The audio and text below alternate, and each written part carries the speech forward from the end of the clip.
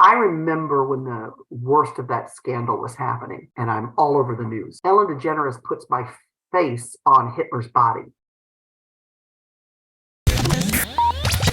Hey everyone, welcome back to the podcast. So glad to have you here with us today. And we have the opportunity, the privilege to speak with Cathy Tooley. Hi, Cathy. How you doing? Good. How are you? I'm doing fantastic. Thank you so much for joining us and hanging out with us. We've known you for a little while, actually about a year now. Yeah. And you're just a pleasure every time we get to talk to you. So thanks for joining us.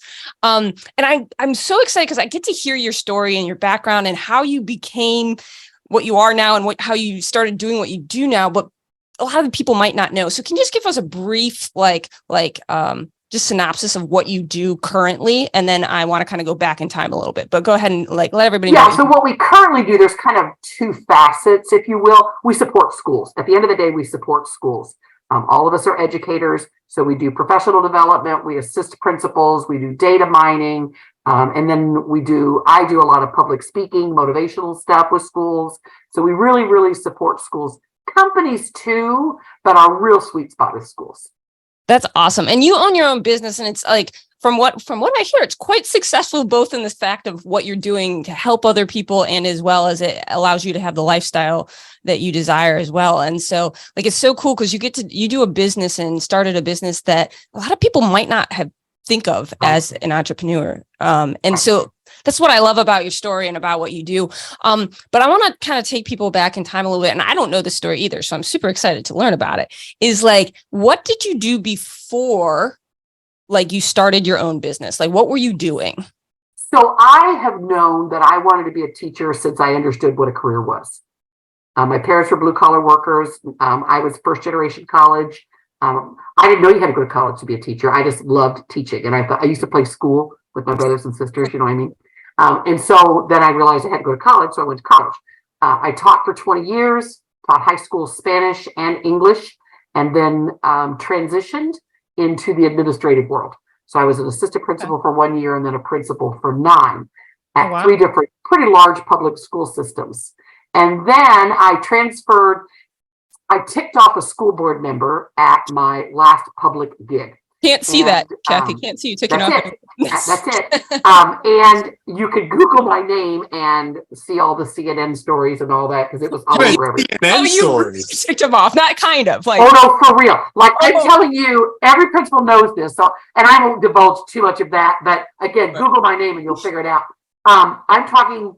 I made a school board member so mad that she literally said at my office, and I will quote you, "I'm going to give you 2 minutes to overturn this decision or I will destroy you." And she did. So she did. So it took her about 2 years to get the school board stacked the way she needed it to be stacked. For real. I can't make this stuff up. And so in the spring, for real. In the spring of 2014, I was without a job. So I went to a charter school, and I knew when I left the public school that I almost went to a charter school well, let me see if it's as bad as what we think they are in the public school world. And it was 6 of the longest months of my life. It was never a good fit. No disrespect to the charter school, but I was like this round peg trying to shove in the square hole. I didn't fit. Right. I didn't fit. Their pedagogy with me didn't fit. Nothing disrespectful to them. Right. I just was constantly I can make this work. I can make this work. And on November 14th of 2014, he came into my office, called a meeting and said, "We're $1 million in debt. You're the highest paid administrator. We'll give you a 2-week severance package." I never saw it coming. I never knew anything of it. And so I tell people I left the office stunned. I mean, I've never been fired from a job at all. And really, I had now been fired from my last 2. The school board ran me, whatever you want to say. They weren't going to renew my contract. Right. I resigned, but they weren't going to renew my contract. And then you go into this, and I went to my car, was sitting there with my purse, and my brain, I tell the story all the time, my brain went 70-30. 70%, 30% of my brain started to panic. Oh my God, I just lost my income. Our youngest is a freshman in college. We're going to be homeless in the streets of Indianapolis. Oh my gosh, oh my gosh, oh my gosh, oh my gosh. And 70% of my brain did this. It's over. Right. I don't have to do this anymore. And I heard the Lord say to me, as I looked at a building that literally 5 minutes ago I was their principal. Now will you live the life that I designed you for? And I put my hands out and literally said, I don't know what that means. And I say that Tools for Success was born in that moment. That took me, 6 weeks to go file the paperwork at the state of Indiana. And then I really got intentional about writing my book because I knew that needed to get out there. So I wrote my book. We got picked up by a publisher, and we just grew and grew and grew and grew from there. So had you ever had inklings before that, like there was something else God had for you? I've known my whole life that I was meant to be an entrepreneur. But how do you know? Like what? But you just like I would have dreams, honest to God, Laura, Zach, I'm not lying to you. I would have dreams of myself running a big company. Wow. But that's just me running my classroom. Or one of my buildings when I was a principal, I had several hundred teachers. I was like, well, I'm just misinterpreting the dream. But I've always known it. Like as I would see my teacher's salary, which was, pitiful. But it was beautiful in raising a family because I was off spring break, fall break, Christmas break, summer break. We spent all summer at the pool. And I just kept telling myself that maybe later, maybe when the kids are grown, but I tell people what happened is I got comfortable. And I don't mean that in a bad way, but I loved what I did. And I say this proudly. I am one hell of an educator. I am very good at what I do. My kids loved me. I loved them. And I taught at a very, very, very rough school. We had a lot of gang violence. And those kids loved me. And I transitioned into administration where they would walk up to me in the cafeteria and say, Miss Tooley, yell at me, because I knew what they were doing. I would yell at them while they would go fight getting ready to happen right after sixth period and whatnot, and they'd tell me. And then they'd turn around and go, whatever, because I just had that relationship with them. And so it wasn't that I put the entrepreneurial thing away. I just knew I was making a difference. Does that make sense? Yeah. I went home every day knowing that I was making a difference. And then when I got fired or laid off or whatever you want to call it, at the end of the day, they didn't want me. I knew in my heart I wasn't going back into another brick and mortar building. Like everybody was like, well, find another principal's job. Well, two things. First of all, you're not finding a principal's job in November. It's true. Our world functions from August to June. So if you're finding anything, you might find something in December if it was really, really nasty and they fired someone who wants to take over that. You're just not finding anything in November, and I knew it. And praise God, we had enough money in investments that I just went to my investment guy and said, you need to buy me about a year and a half. Do we have enough money in investments to do that? Because I knew that within it, finish out that school year and I would give it one more school year. And if it didn't get up off its feet, then I would know it's time to pursue, let's go back to a brick and mortar. And I also think too, there was this magical, the Lord gives you signs along the way. Yeah. We just think they're no big deal. So September, I got fired November 14th. September, we had started switching our investments to one person. Like when you're an educator, MetLife might have you for a while and then whatever company. And I had all these monies in retirement all over the place. And I'm like, you know what? I'm starting to get up there around retirement age. Somebody needs to start looking at that pot, right? Well, in Indiana, you have to have what's called a rule of 85 for retirement, years of experience and age. And when I left the public school world, I was only at 82. To me, the charter school, I had now given up my retirement. So my investment guy said, you need to call Department of Education. You talk about a big aha moment. So I did, and I thought this is a waste of time, but I'm making the call because he told me to make the call. So I get this really lovely lady on the phone. I will never forget her name. And her name was Brenda. And I won't forget her name because she changed my life. And she doesn't know it and will never know it. So I'm talking to her like, Brenda, is there a way that I could buy so many years of experience? Is there? And she kept pulling up my account and she kept giving me my name. And she said, all right, let me start over. Because we've been going round and round. And I'm like, I'm starting to get to the point. I'm like, Brenda, you are not listening to me. Listen to what I'm saying. I left the public school world. I screwed up my retirement. And she said, I'm going to stop you right there. You have 30 years in, correct? I said, yes. I just left the public school with 30. She said, you understand that you can't have your retirement. I was 53 at the time. You cannot have your retirement until you're 55. I don't care when you leave. I said, okay. So she said, 30 plus 55 equals 85. What do you need to buy? you're 100% vested. In 2 years, you get your full retirement. And I'm telling you, I said, what? She said, I don't care if you never go back to a public school world. Your retirement is there. And she said, secondly, if you've severed with the public school world, what do you want me to do with this extra $170,000 that's sitting here? I said, do what? She said, Leah, it looks like your school districts have done, a match, and you've always exceeded the match. And now that you've severed from the public school system, you can move that money and have it now if you want it. Wow. And this happened right before. Happened on September 12th, and I was fired on November 14th. So God set it up ahead of time for you so that when you left, you had money to start your business. Correct. That I didn't even know existed. I mean, I guess I did. I mean, it was in that portfolio or something. So when I called my investment guy later that day, I think for me, in my heart, I was done. But I just didn't know what done was. Do you know what I mean? Yeah. And so I literally feel like the Lord went, because I always laughingly say that I am his special child, and I think he does this a lot. Oh, God. Okay, I might qualify for that as well. I think let me we all slow it qualify down for for that. her because she's really special. Let's And go over this again. Let me go over this again for her. So when I made that call, I was like, So what I started running through my mind was, can I walk? Can I walk? Which I wouldn't do. I've never quit anything in my life. But my brain was already going to, I'm not doing this anymore. And I knew I was too hot of a potato for a public school to touch me because of the scandal that had just happened in the spring of 2014. Right. Yeah.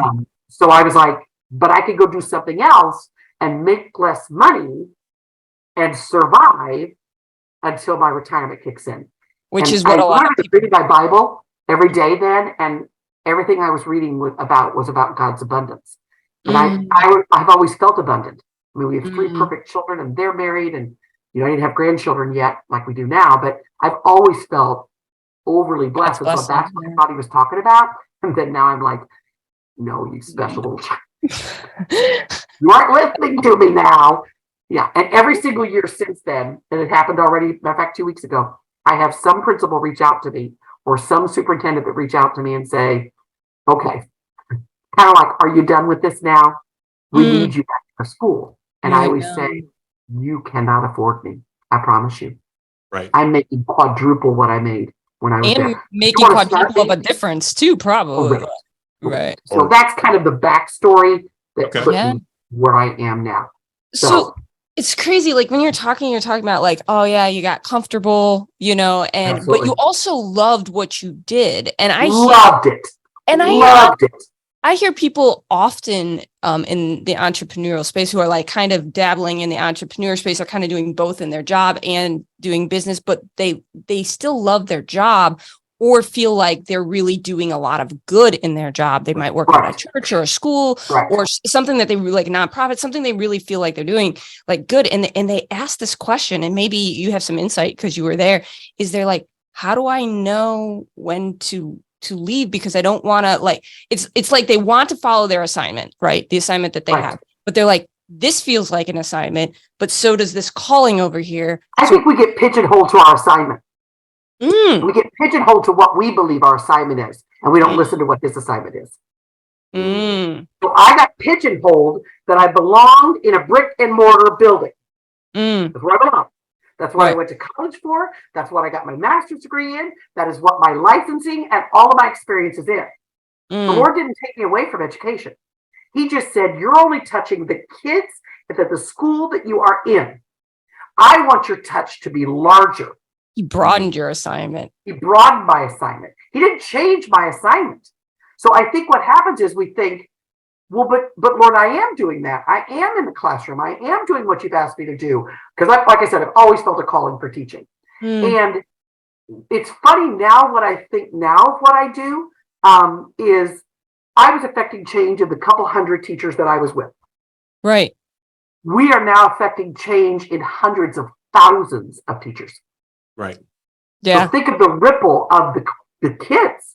Oh, yeah. I was impacting, 3,000 or 4,000 kids. Impacting hundreds of thousands of kids. Right. Now, What? So you were playing small, basically. You're saying my That's it. assignment is this, That's and it. I'm playing. But But I'm doing so good. Look at the people I'm helping. why do you? Yeah, but you're not helping as many as I want you to. So, scores were going up. Our graduation rates were going up. Our kids were doing well. My teachers were happy. I'm like, I'm doing everything, Lord, that you've assigned me to do. And what I've learned through all of this is he has always given us such a bigger assignment. So back to your question, Laura, I would ask them to stop looking at their one assignment and ask where's the bigger picture for that assignment. Stop thinking you have to do something different because you don't. Just look at where is the bigger picture for my assignment. If you're doing a podcast and it's the best podcast ever, well, then how do I expand the reach of that podcast? right. Not go do 25 more podcasts. Or if you're a great YouTuber and don't go do 600 more YouTubes, how do I expand the reach of that? So my goal every single day is how do we expand the reach? How do I, when I first left Indiana and started going to other states, I'll be honest, my first reaction was, well, I'm not careful, Lord. I was good in Indiana. I know Indiana's academic standards like the back of my hand, but I don't know Michigan's or West Virginia's. And I heard the Lord say, so is only Indiana worthy of my blessings? Ooh. Well, now poop. Ouch. So now we're in, this year, 22 states and 2 countries. So every time a new state comes on, what I've learned is I go to that state, I hire a consultant in that state who is versed on those standards. And if there's anything that I've had to struggle with is, I knew Indiana academic standards like the back of my hand, and they just changed this year. I don't know them anymore. And I have to let that go because my people do. And they're the ones with teachers. That's not my assignment anymore. My assignment is to, somebody asked me the other day, what do you see yourself? I want to, in 5 years, I said, I'm already there now. I want to become known as the premier location for professional development for our teachers and administrators. I want to just be known as, you want good, meaningful PD, you want to really change your school, you reach out to Tools for Success. That's what I want to become. And so even when I left my building, I still had my narrow of Indiana. I'm really good in Indiana. And every time I think I'm good, when we first were asked to go abroad, I was like, all right, now knock it off. That's enough. There's just no need for that. There's plenty of fish in the United States. And then we went overseas to Palau and to the Philippines. And I just keep saying to myself, it is incredible when you realize that he does put a gift in our heart, but not the limited gift we think it is. That's for sure. I want to point out something that I think is just incredible beyond belief. So you finished your job, right? And we'll just say finish because I don't know if you got fired or you quit or whatever. It's whatever. 2 weeks. Yep. Whatever happened in there. And you wrote a book. Like right away. Like you wrote a book right away. Like the whether, it's probably God, but whether or not it was you or him or whatever happened, the foresight to like write a book and be able to position yourself as an expert because you have this book right away is so like that is so like profound from the marketing perspective, right? Just from and I had no idea that was why. I didn't know what I was doing. I realized that, but the fact that it happened, I like to write, so I said, right? Like the fact that it happened, I can only imagine how many doors it opened for you right away. Can I tell you the funny story? I don't want to bore you all, but when I'm getting ready to write the book, right? Like I'm a gifted writer. I'm a gifted writer, and also you got to remember too is that what? You said you were an English teacher, right? I was. Yeah. So, and then I just hired a couple of my English teacher friends to edit it because somebody else needs to edit your work. You can't edit your own work. So I'm literally sitting in my pajamas every day, in many ways in a very dark place, because I went from 2 weeks ago working 60, 80 hours a week to now watching my husband leave for work. And I would hang up from friends that would say, hey, Cathy, I need to get off phone because I got to get ready to go to work tomorrow. Those were the most painful words to my heart. Because I thought, I don't know where to go. So I thought, I got to get in action. I can't just sit here. And so I literally would sit in my pajamas. We had one of the worst winters in Indiana, lots of snow. Your mom me, type it. So I finish it, take it to my friend, couple of English teachers. I said, let me pay you. They edited it. And And they said they had two reactions when they edited it. They said their first reaction was, this is well written. And secondly, she can't say this. Like, it's one of those things that we as educators know, but like nobody says it. And then both of them said the exact same word. And then they took a deep breath and went, Somebody needs. somebody can. So then I go to get it published, right? I don't have your book published. I never published a book. So you know what I did? Literally, you're gonna learn. This is how stupid I am. You can see in the background. Do you see my bookshelf back there with lots of? Well, what you can't see is there's two more of them over here. Because I'm an avid, I read a lot of educational books. Amazing authors out there that have really impacted me as an educator. And all of a sudden I looked at them one day and thought, well, they all had publishers. So I sat down on my floor over here, pulled every book off the shelf, and made an Excel document of every publisher, every address. And then what I did was I sorted it like, okay, these are the top 10 dogs. Yeah. How do I submit a book with them? Well, some of them, of those 10, 4 of them required literary agents. I didn't even know what that was, so I clearly didn't have one. So I just started submitting to the other 6. And within 2 days, one of the biggest publishers, Rowman and Littlefield out of Boston, sent me a thing. There is so many epic things about that story. I don't even know how. That is wild beyond belief.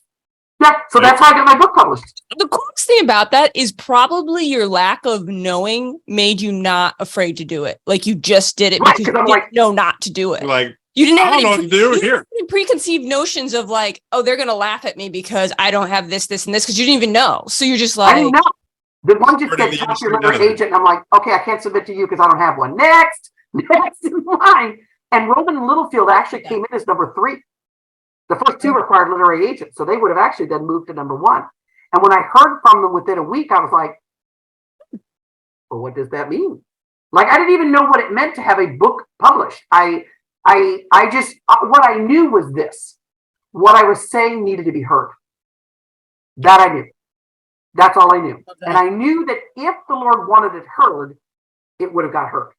And so, yeah, the rest is real talk there. That is ridiculously the most powerful statement that I think I've heard in a while. Like, what I have to say needs to be heard. And if God wants it heard, it will be heard. So many people.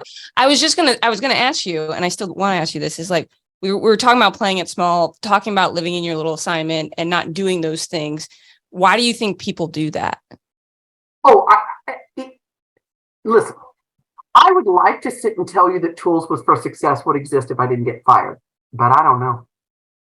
I'm gonna be honest with you. I don't know. I would have probably taken my comfortable chicken noodle dinner that you get at retirement and that little speech you stand up and go, "It's my grind, I loved all the years," and checked out at around 60. I would have probably stayed another 5 to 8 years. So, and what I know now that I wished I could have told my younger self is when I look at where we are financially now, I don't live my life in regrets because I don't think they do any good. But if I had one, that'd be it. Not doing it sooner. Not doing it sooner. We're in the process now of purchasing a lake house. We bought a car over the weekend. And when the guy sat down to talk to me about financing and interest, and I said, "Oh, I'm sorry, no, we're not financing anything." And I think back at the days where I remember when the kids were in show choir and in football, and we would get a bill for $55 and thinking, I can pay that. And when it's hard for me sometimes because I think of what I could have created and done then, and I didn't because I stayed small. So the answer to your question, why do I think we stay small? Because I think we're scared and we stay in safety. Yeah, I think you're right. I think you're right. Yeah. And I think we're convinced that being an entrepreneur or having, like, we look at the people like the Sam Waltons, right? They're entrepreneurs. Well, of course, they know how to be an entrepreneur. Or the people that run Chick-fil-A. Well, he's an entrepreneur because he knows how to run Chick-fil-A. But what I know now is, I promise you, every single one of them have a story just like mine. Right. It's a different story. And what they did was, it takes a lot to challenge that story. And I remember, I will never, ever, ever forget that moment looking at my building. I will never forget, because literally 5 minutes ago, I was their principal. Yeah. And now I'm nobody. And I remember that feeling of panic Satan tried to bring up in me. Like, you are dead. Like, Right. you're done. Right. And also there's a level of arrogance that I had as a principal, because when you run the building, you are it. People Right. come to you. And to be knocked down to that, not once, but twice, within a, what, Less than a year. less than a year, to be Right. knocked down in that, there was nowhere for me to go but up. There was just nowhere for me to go but up. And I remember one of my girlfriends came over that night, because when people started getting word that I'd gotten fired, like, people were in shell shock, Yeah. just shell shock. Right. And the school that I had left, my very first principalship, I'd been there for 27 years. The superintendent reached out and he said, I'll create a job for you. Right. Come back. But I just knew I can't do this anymore. I can't. I sold out kids every single day to get my numbers up. I trashed his children because that's the game that I was forced to play. I had educators who had no in front of kids in my building because they were untouchable. I had parents that ran the building because of their money and politics. I had school board members that were nothing short of sick, disgusting human beings that I had to smile and pretend. And as an entrepreneur, let me tell you, one of the biggest benefits about my company is, if I say it, if I think it, you will hear it. I was just coaching a teacher about 2 weeks ago, and she doesn't want to be coached by me. And so I said to her in our meeting, I said, listen, you can be coached or you can be right. This one's going to get you fired. Both of them are going to clear my paycheck. Makes no difference to me. So I'm not going to continue to give you, I know how to make you better. Her classroom management's horrific. I can make you better. I had phenomenal classroom management. But if you want to just sit here so we can dog on the principal, I'm going to sit here and smile a lot and cash your check. And you're going to get fired at the end of the year. No skin off my back. But if you want to learn different ways, I can help you. And she said, I want to learn. And I said, well, then let's shift this energy and let's go. And we've had 3 or 4 coaching sessions, and she's growing. I couldn't say that as a principal, depending on who it was. Because if they were politically connected, there was a chapter in my book called The Untouchables. If they're politically connected, because people only see teachers like, the person they go to church with and the person that coached their son in soccer. And they're just nice people, right? But they suck as teachers. I have no business being a plumber. I don't even know what a wrench is, but I'm a nice person, and not everyone should teach. And it was eating my soul. And people kept telling me, Cathy, you've got to learn to let it go. And I thought, at the cost of whose child? Right. At the cost of whose child do I let it go? And so having a company, and I think the Lord knew that. I say this in the what do you call that preface thing in your book? Yeah. I will never trash something that fed my family for 30 years and continues to. I believe that schools are the best things out there. I think teachers are the caring, most loving people around, but I think they are disgustingly under-supported. And so I really gave birth to the company because I couldn't find a me. I looked for me as a principal. I looked for me because every day you're out there managing and trying to effectively lead your building. And if you don't do this, you will be on the news. I know. I was there. I know. So I've been tonight's top news story. I know what that is. To have literally cameras chase me down my driveway. To have parents rocking my car and spitting on it. I know what that is. I've lived it. And so therefore this, which is what is the heartbeat, it's the heartbeat of your school, which is your teachers. If you aren't supporting them, we'll die. It's why our education system's in trouble. People want to make it about the money, and we do pay teachers crappy, but we always have. But we're not supporting them. We're sending them off into classrooms and going, good luck.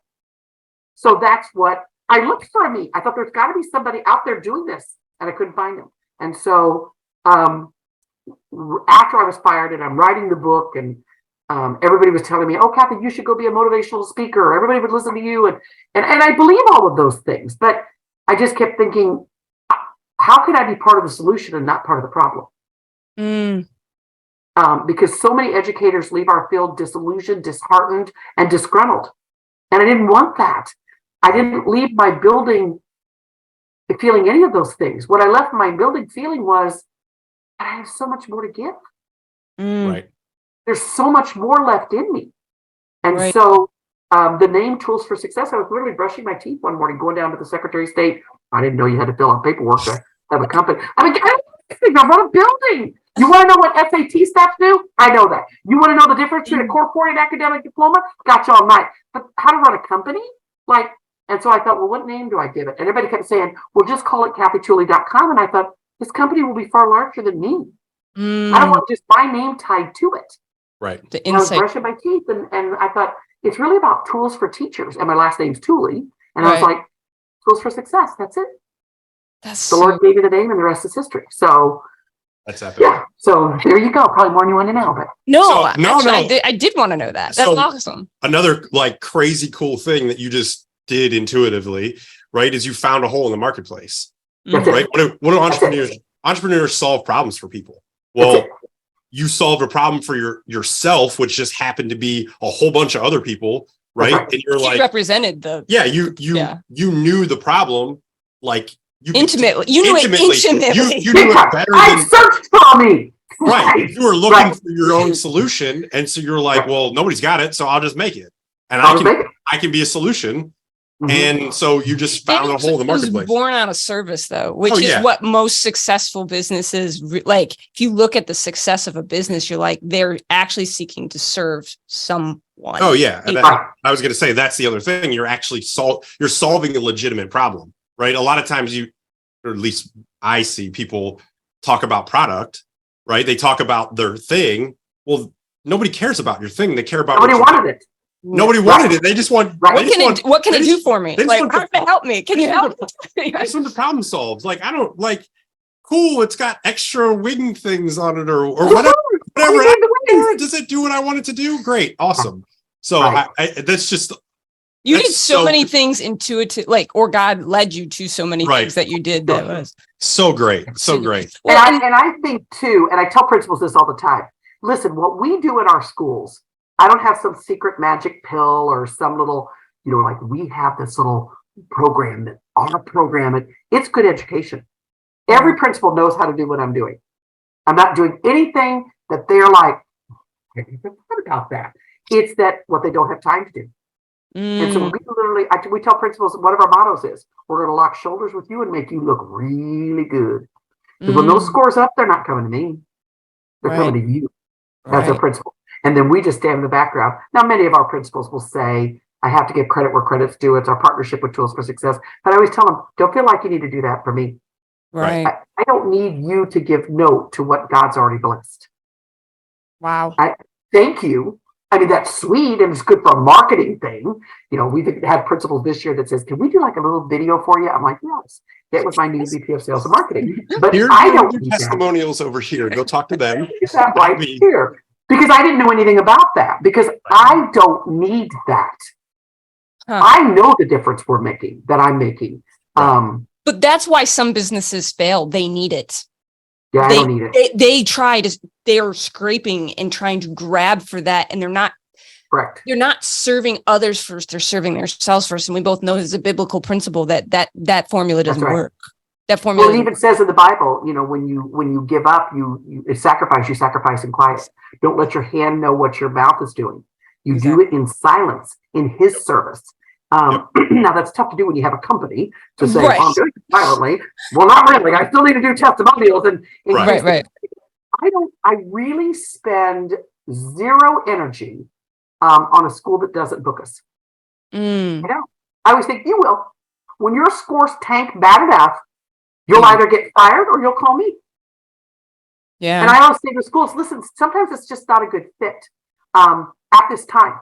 So one of two things are going to happen. You're going to have some massive epiphany and your scores are going to go up, in which case you don't need me anyway. Or your scores are going to tank, you're going to be fired, and the next principal will call me anyway. That's okay. I'm not mad. Clearly look at me. I'm not starving to death. We're okay.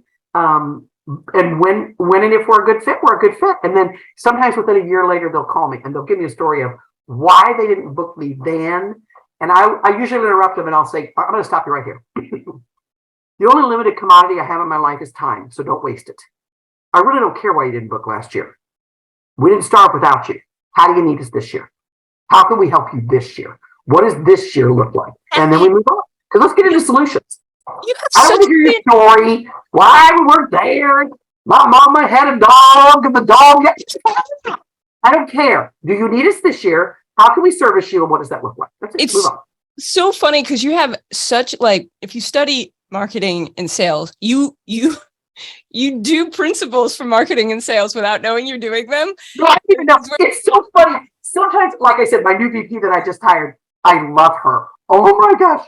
One of the first things she said to me is, why aren't you out speaking more? I said, I don't have time. She said, that's the number one thing we're going to do. You have a gift. You should be out speaking more frequently. So she said, we're going to do that. So she decides to create this speech, which I had done in the past. It's called Teachers Are Superheroes. Oh my gosh, it's such a good speech. Do you remember the one we heard of that live where he's like, grab down your grace? No, I've always done that speech. And we create this superhero and they have capes on. And our whole thing is sometimes teaching is one of the most, is without question, I believe, one of the most difficult professions. Because you can have a really bad spat with your husband and you're really hurt when you go to work and you better turn it off. Because they get no other opportunity to get that math lesson you're teaching to them today. So you got to shove that in a place where you bring out the best, because those kids never get another shot. So we've always had this thing about morphing and becoming a superhero. Long story short, she decides to market it. I'm like, schools start in like TikTok. Yeah, we sold 9 of them. At more money than I am charging at a daily rate for my consultants to go into schools. And what my VP said is, what you're doing is great. I'm not suggesting that model is beautiful. That's a well-oiled machine. We need to take crap off yourself because other people need to hear your voice. And then your voice will ultimately lead us to more schools. I said, I'm beginning to like you. You're very good. So yeah, but it's just so, it's amazing how when you release the limitations of what you believe it's supposed to look like, I always thought I was going to fly out of the world and be this motivational speaker because that's what I want to do. And I do, but not in the vision and not in the way I saw it, but in the way he sees it. Just like your business. Correct. So I have he keeps teaching you over and over. So again. I have a question. Yeah. So because my grandmother was an English teacher, right? So my question is lifelong English teacher. Right. Lifelong English teacher, right? Very good. Oh yeah.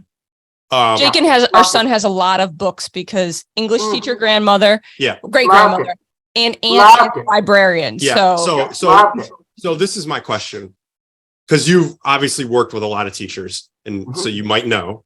My question is are all English teachers just blunt because of the subject that you teach, or is that a special gift that you and my grandmother both share? I think that's just a special gift that we share. Okay. I don't know, because I kind of didn't really pay that close of attention in English class. So I don't know for certain. So I was just asking. And I think it's also the years of the kind of kids I taught. She taught inner city. She taught inner city too. You got to know how to deal with those kids. They are the definition of that quote, nobody cares what you know till they know that you care. Okay. Yeah. Period. And once they know that you care, I could have taught, to teach Romeo, I will never forget teaching Shakespeare to a group of gangbangers, but I literally had them on the table going, Romeo, Romeo, we're far out there. And when people would come in and go, and how did you do that? Because they knew it was safe. And when we did the death scene, they fought over who was going to get to, take the knife and what that would, but it's all about, people can smell inauthenticity 50 miles away. Oh, yeah, they can. For sure. And that doesn't matter whether you're a teacher or you're running your own company. Yeah. And I spoke with someone this morning who just booked that speech. And she said, I just want to stay on the phone with you. It's not because I'm so great. I tell people all the time, don't ever lose sight of who you're talking to. What I am is, I tell people when they'll go, I could just listen to you all day and I'll say, that's the Jesus in me. You're not listening to me. Be crystal clear about that. It's the Jesus in me you're speaking to. And when it comes to schools and our kids and learning, and especially teachers, I have a passion for them. I just have a passion for them because I know what it is to be them. I just know what it is to be them. And I'm so tired of having people that have never spent a day in a classroom tell us what it's like. I need you to sit down, little girl. So I just know that meaningful, I didn't know when I was an educator how great the professional development I was getting in my district school. So when I left that building and took on my own building by myself, I was sitting with a group of English teachers and they were creating this writing rubric, right? And I'm thinking, why are you creating a writing rubric? Like Heidi Hayes Jacobs has a 6+1 writing strategy that like everybody uses. Why aren't you using? Okay. But I'm thinking brand new principle. Just sit here. And after about 25 minutes of, I pull up my rubric because my computer's facing me and I'm thinking, they're like, well, shouldn't we grade up? They're going to create a rubric that all grade levels are going to use. Beautiful. Well, shouldn't we be grading on voice? And what about conventions and a bunch of English terms? But I'm sitting here thinking, it's all in Heidi Hayes Jacobs writing, right? Why aren't you just... Finally, I said, guys, can I interrupt you? And I'm so sorry. I turned my computer around and I showed them this rubric. I literally think I heard the angels going, oh. I mean, I think they thought I gave them the Mecca. And I said, whoa. And they're like, is that yours? Do you mind sharing it with us? And I said, it's Heidi Hayes Jacob. And they all went collectively, who? And I was angry. In that moment, I was so mad. I had known about Heidi Hayes. I had been with Heidi Hayes Jacob to her trainings about how to be an effective English teacher, writing, because writing is so critical to mind and critical thinking. And my school was less than 20 miles from where this school was. And I thought, that's not fair. And I remember thinking, and I've said this in so many speeches, it would be like sending a roofer up on your roof and say, you better tear up my shingles, but you don't get a hammer and you don't get nails. Make it work. That's what we do every single day to teachers. Wow. Every single day, that's what we do. Some of our teachers have received no training since they graduated from college 30 years ago. And kids are a little different today. So, and then we get mad at them because they're not effective. Even if they're not. I think, that's right. I think in that moment, you guys, in that moment at that school, and so that would have been the fall of 2011. Schools for Success was born. Before you even knew it. Right. I knew it. And I started asking people, like, how do you start a company and what does that look like? But it was like this pie in the sky thing while I stayed with what was safe. Right. So, what I thought this was fair. What I love about your story is you said early on, I would have done this, this, and this different, but I believe in living with no regrets, right? Oh, for sure. Yeah, you had fear and you like some fear sometimes that like, you're like, oh, I'm going to stay comfortable to do this and stuff like that. But one thing that I love about your story, and I think it relates to everybody, is we all go through these things in this process and develop these skills and have these experiences, some good, some bad, some we wish we could redo or not have, but they all make you who you are. For sure. If tools of success had been born 20 years earlier, would you have been ready for it? And would I have had the experience that I do now? Right. Would I have had the experience I do now? And I remember when the worst of that scandal was happening. And I'm all over the news. Ellen DeGeneres puts my face on Hitler's body. I mean, helicopters are circling my school. Helicopters are circling my school. People are painting on signs, fire Thule, and the kids are all wearing buttons. I mean, it was the lowest I've ever felt in my life. I was tonight's top news story for 3 weeks, a month. Not the way you want to be on the news. Huh? Oh no, I'm going to school board meetings where I'm having to be yelled at and cussed at. I had to stand in front of a school body and apologize because my superintendent had me do that when I didn't want to apologize. It was that or be insubordinate. And I will never forget in the lowest of the low of it. I'm still going, out there on hall duty. I'm still going to the cafeteria. I mean, but inside, I'm dying. I'm dying. And I remember thinking so many times, but all I did was make a decision to suspend, and I didn't even expel him. I just suspended him for 3 days, which I would do again, given the same decision, I'd do it again. And a principal whom I had been a principal with years ago called my phone. Was standing on hall duty. I'll never forget it. Kids, like I said, kids have buttons. They made T-shirts. All the businesses in town have signs up saying to fire both myself and the superintendent. And he said, where are you right now? And of course I greeted him by name, which I won't say out loud here, but I greeted him by name and I said, I'm standing on hall duty. And he said, go to your office and close the door. I said, what? And I went to the office and I closed the door and he said, step somewhere in your office where you can't be seen. And I said, what is going on? And he said, just do me a favor and listen. And I said, okay. I stood around to the side of my credenza and he said, for the first time in your life, Cathy Tooley, I'm going to need you to be quiet, which I know is going to be a difficult thing for you, but I'm going to need you to not talk. Okay. And I need you to hear me out. So I just left my superintendent's office. I need you to go to your computer. I need you to type your letter of resignation. We have created a position here for you. I don't know what your salary is, but we'll match it. They don't deserve you. You have no right to be in that little hick town. And I want you to get out of there. And the whole time he was talking, I was sliding down my credenza and starting to cry. And it was really the first time that because I hadn't allowed myself to. As a principal, I've got to, this doesn't bother me. It's all okay. They're all calling me names, but that's okay. It's all fine. It's all going to be good. I didn't do anything wrong. And I'm starting to cry. And he's talking and he's talking and he's talking. And I heard the Lord say to me, but what did you do wrong? But what did you do wrong? I kept thinking, I didn't. I made a decision as a principal to suspend some kids, which principals are doing all over the United States right now. Somebody's getting suspended right now. Right. I mean, you can disagree with me. That's okay.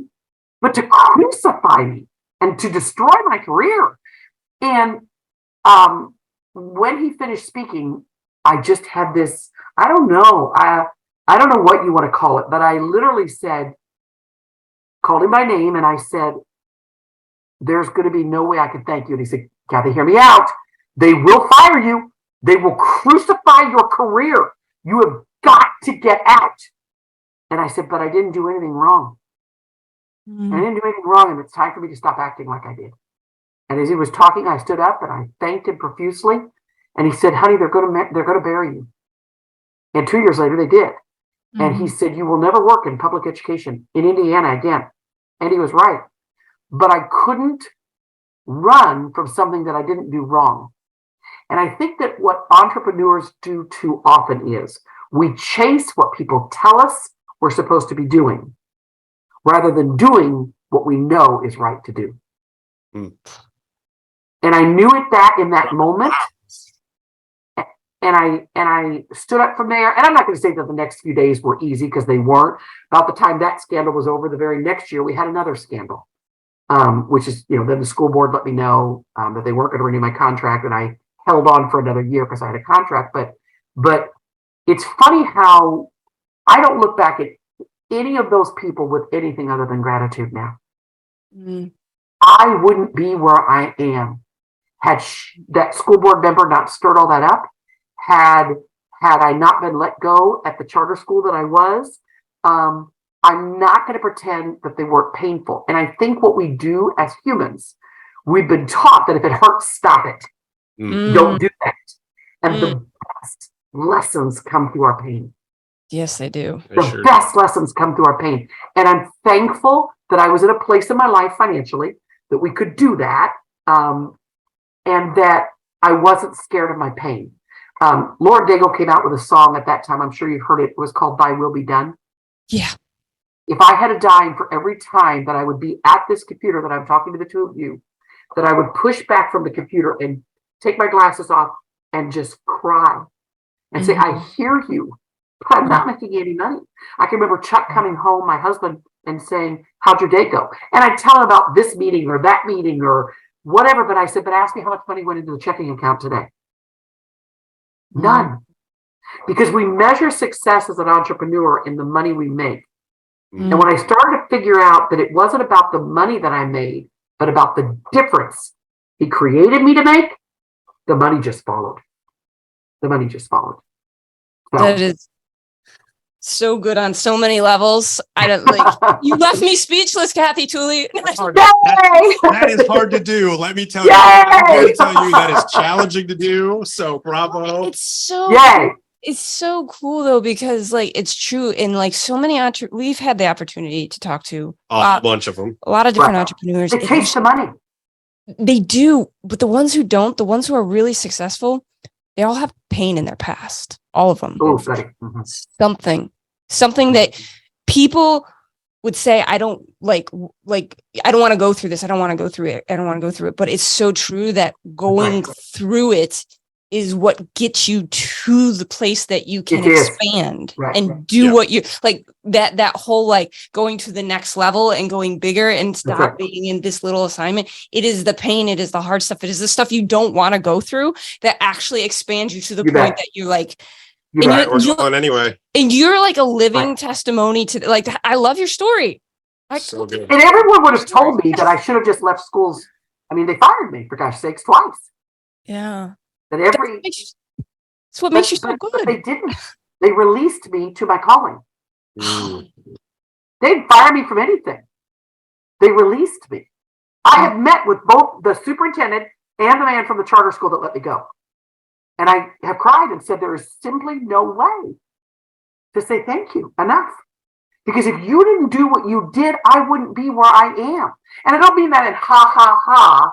Because I think they have a different calling. But they didn't fire me from anything. They released me to what he always wanted me to do. And so I will be forever grateful to, I don't want to repeat that. Lord, I'd like if we not like to do that again. That was truly from start to finish 4 years, 5 years. 5 years of the darkest time in my life. Mm-hmm. That I wouldn't voluntarily want to do that again. Like that was fun. A lot of dark moments, a lot of, oh my gosh, I remember sifting through the word thinking, why? But deep down, I never really asked why. I just kept thinking, I don't know how many times I said this, guys, ready? This is what I say all the time. I know you're trying to teach me something, but your daughter is slow, very, very slow. So I need you to say it again. I need you to spell it out. And I have just write it down for me. This is this picture right on my. This is Jesus to me all the time because he just laughs. I really think that I do. Sometimes when I look over at that picture, I'll think I'm not going to get this contract or I'm not whatever, or something comes through, and I'll do this. Smart ass. Okay, now you know what I mean. It's like you know, I knew you knew this, and I just think like I always knew how to live. Following Jesus, I've always done that. I've always had a very strong faith. As long as what he aligned is what I aligned. As long as what he wanted for me is what I believed I wanted. And so it really started in the fall of 2011, all the way through. I laughingly, listen, we made $1,000 our first year. Hear that? Yeah. Spent that on one spot. And then the second year, ready? We went crazy. 4,600. Right there. I'm about to call and get my Rolls Royce there. Right. But when we went to 4,600, I remember going, we're gonna make it. How do we do that? And then we went from 4,600 to 56,000. And then doubled and tripled and doubled and tripled thereafter. When we hit the $1 million mark, I remember thinking, how the heck did I do that? Like I tell people all the time, I'm not that smart. I have lots of gifts. And I am smart in a lot of things, but how to run a company, I'm not that smart. You have all heard me talk to you about my Clickfunnels. I don't know how to build it. I called my IT guy today because my calendar went away. And you know why it went away? Because I clicked the wrong button. I am not that brilliant. What I am is, well, there's this, where is this? Oh, here it is. This is what is on my desk that I see every single day. Grit and grace. Grit and grace. I love Grit it. and grace. That's why I'm here. Because what I will do is just continue grinding. And I think people chase shiny nickels all the time, especially entrepreneurs, because somebody will say to you, I get this all the time. Cathy, have you ever thought about training like at the corporate level? Could I train at the corporate level? Sure. But my schools are paying me hundreds and hundreds and hundreds of thousands of dollars. Right. Yeah, Why would I go chase that? Right. Why? And there's no loss at schools. So I always say to this question, could I do it? Yes. Is that our sweet spot? No. So why don't you go to somebody who's already a corporate trainer? I give you resources, good people. So I just refer to other companies who I know do that. And people are like, well, see, I wouldn't do that. I wouldn't leave money on the table. I don't believe that. I don't believe that wealth is a limited resource. I believe it's, unlimited. And so why would I do something if I do a corporate training, and I've done them, a couple of them, I'll spend days prepping for that, versus I'm going to go into a school tomorrow and do my speech. I just pulled out my cape is all I did and put it in my backpack. It's already done. Ready with my Wonder Woman belt. I've got a Wonder Woman belt. It's in you. Everything's already in you. You don't have to do anything. And I don't have to create that. And so I think I listen to entrepreneurs all the time and will say, well, I was doing that, but I'm rebranding. That's the new thing. I'm going to rebrand myself. You know what rebranding means? Rebranding means you don't have a freaking clue what you're supposed to be doing the first time. You're going to chase another penny and see if that'll make a difference to you. It ain't going to make a difference. And I don't believe in hustling. I don't believe in running around and hustling. I believe you put your nose to the grindstone and you stay. You don't lose weight because you jumped on a treadmill once. Trust me, I've tried. It doesn't work. You lose weight because you jump on a treadmill every day, which I clearly don't do. So, but people have always looked, and I think that's what entrepreneurs are looking for. Yeah. Well, I have set up an entrepreneur. Show me the money. And maybe you'll be someone like, that makes millions and millions of dollars, because there's stories out there like, I decided to be an entrepreneur and, next thing I know, my bank account had $10 million. You're not talking to that girl. Mm-hmm. You're not talking to that girl. Will it be there? Sure. There is no question in my mind that by the time I'm laying nose up in a casket, this company will be worth in the billions. No question. And how do I know that? Because the Lord's already told me that's coming. There you go. So I just stay in alignment. I'm like, well, today would be lovely, but clearly today's not his day. He did not pick today. I think today's a good day. He doesn't think today's a good day. And so we just continue doing what we do. But that's what I think. I think that they spend so much time, or they think I'm lucky. I hate that. They used to say about my children, oh my God, Cathy, you have the best children. They're so well behaved and they're just the best. Do you think they came out of my womb that way? They were terrors. They were little hellions that I wanted to choke most days. And it says it in the Bible. It says it in the Bible. It says it in the Bible. Like you had to do some whooping to get children trained right. I used to laugh and say to my children all the time, they'd say, why do my friends get to stay out late? I said, because they're not toolies. Mm-hmm. And ready? Here was a quote I had at school. Ready? You have above average parents, therefore you shall achieve it at above average level. Therefore, it's A's and B's. C's are the definition of average parents, and you have above average parents because you're a dually. Next. Mm-hmm. And guess what my children You're giving him tools right now. No, guess what my children got? I already got all those tools. A's and B's, didn't they? A's and B's. Now, do you think they just got them? They got them? No, we had to pull our son out of football, which broke our heart. We loved that. But I put a line in the sand and he crossed it. Oops. And you're done. I didn't want to suspend those kids that I did. It created a whole scandal. But I couldn't ignore it either. Right. So, and I think that's what entrepreneurs are looking for. They look at someone and, oh my gosh, all these influencers. Like, I'm going to walk around and tell you how to buy peanut butter, and that's going to make you want to listen to me for a while. You better deposit that check in some investments, baby doll, because it's going to go away. True story. So, and I love to watch what they have to do is work harder. They have to work constantly harder to get more followers, to get them to buy more peanut butter. See, I'm just going to make a difference. Right. I'm not going to worry about selling peanut butter. I'm just going to make a difference. And when I make a difference, the Lord, that's what he called me to do.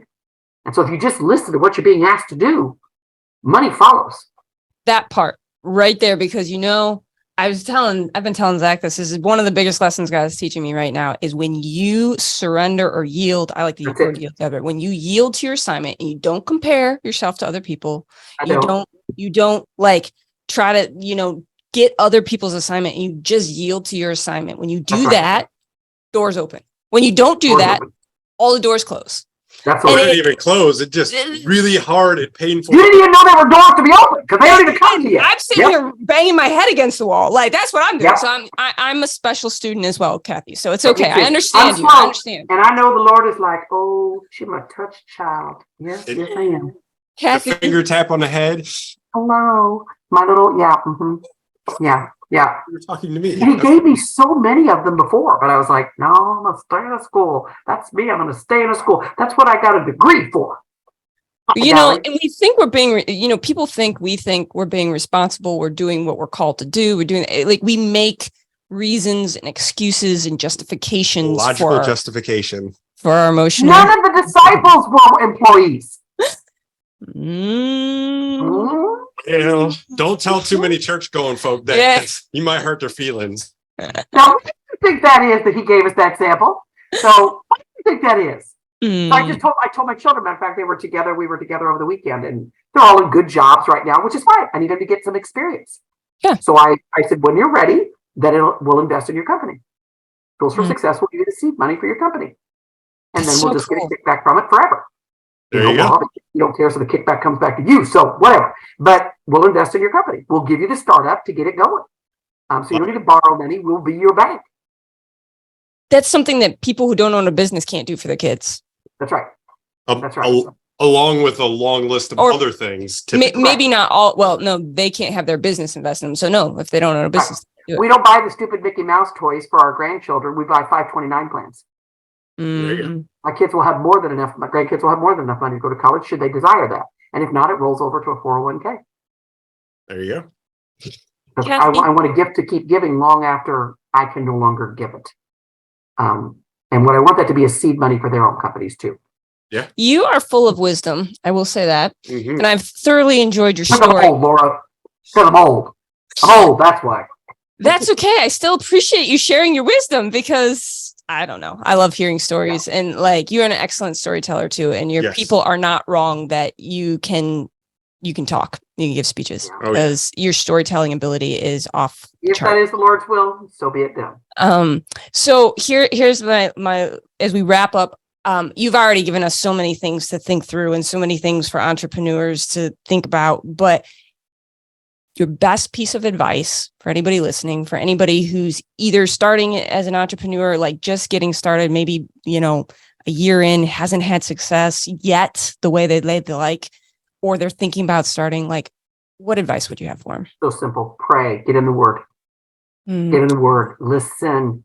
Shut your mouth and listen, which is a challenge for me. Journal. Because the Lord talks to us every day, all day. We just don't listen. So just listen.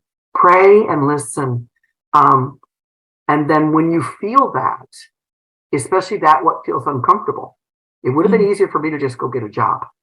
I mean, I had 30 years experience. I could have gone to work for a textbook company and made good money. Right. When it feels most uncomfortable, you'll know that you're probably hearing it right. And then just go do it. Just go do it. And I'm not asking anyone, to quit their job. Matter of fact, I've helped several of my friends start successful companies side by until they can replace it. Okay? Oh, absolutely. Don't put your family at risk. Mine is a unique environment and mine went bye-bye. So I didn't have any choices, but I wouldn't have quit. But what I did do after that I know that has put me here today was I just listened. I knew he was talking to me. I serve a loving God who doesn't just do stuff for me to be mean. He didn't get me fired just to go, ha. Right. He got me fired in November because I literally feel like he went, checkmate, now what? I wanted you to leave in the spring. Now I know you can't get a job in November. Now will you listen to me? I'm tired of asking. I'm tired. There are millions and hundreds of thousands of kids out there you should be helping, but so I'll checkmate you. And I knew, even when he let me go, I knew that wasn't a meanness, and I wouldn't be here today had I not just gotten very, very quiet and listened. There are contracts to this day, you guys, that somebody will go like, you want to go after that? And I think it looks right. It sounds good or whatever. And I'll sit down to my keyboard. And before I do, I'll say, is this the direction, Lord? It feels like a deviant. And when he says no, I call him back and say, I'm not going to go after it. They'll say, it's $1 million. There was one just 2 weeks ago, $1.5 million contract. You don't want to go after it? I said, because they don't share my pedagogy. They don't. The way that they believe education should be, I don't. So it's going to be a constant fight. And money's not worth that to me. So no, I'm not going to go after it. Now, would I have $1.5 million? I'd love to, but not if it's going to cause pain. Right. Yeah. And it was a 5-year commitment. Oof. And I just said no. So that's my point. Once you get that, my son asked me over the weekend, Mom, how do you know when the Lord is talking to you? And I said, do you hear anything? And he said all the time. I said, do you need me to spell it out for you? Like, seriously. I think people think it's going to be some lightning strike, divine, Moses on the rock. It's the quiet whisper. But if you've ever had a feeling where the Lord, you went the wrong direction, Yeah. it wasn't accidental. And so just get quiet and listen and pray. Get in the Word or whatever you believe. If you don't believe in God, whatever higher being you believe to. If you don't believe in God, I'm sorry, but if you whatever higher being you believe to, but get quiet. That would be my advice. Get quiet and He's already put it in your heart. Yeah. Figure out how to make money at it. I Yep. used to tell my students when they were getting ready to graduate, they're like, do I go to college? What do I do? And I said, the definitions of success? Figure out what you love to do and find someone that'll pay you for doing it. Mm-hmm. Yep. For sure. Well, He's already put that there. Yeah. So if you love playing video games and you're great at it, people are making millions playing video games. Now, I think it's kind of silly, but that Lord put the gift in them. Mm-hmm. So figure out what you love to do, what you're gifted at doing, what He's called you to do, what you've been doing since you were a child. Mm-hmm. Right. Figure out a way to make money at it, and the rest will come. Indeed. Thank you. That is brilliant advice. And it's so So good. true. So everyone listening, so if you're listening, you already have something inside of you, and so often we dismiss it so quickly. So Indeed. I know I was encouraged by your story, Oh, yeah. and I hope that you listening were encouraged as well to go and use the experiences, the painful ones too, use the skills God has given you and the passions God has given you, to go serve people. And that is when you will find success. And that is when the money will follow. Hope you guys have a great day. Thanks, Cathy. Thank you, Cathy. You're welcome. You're welcome.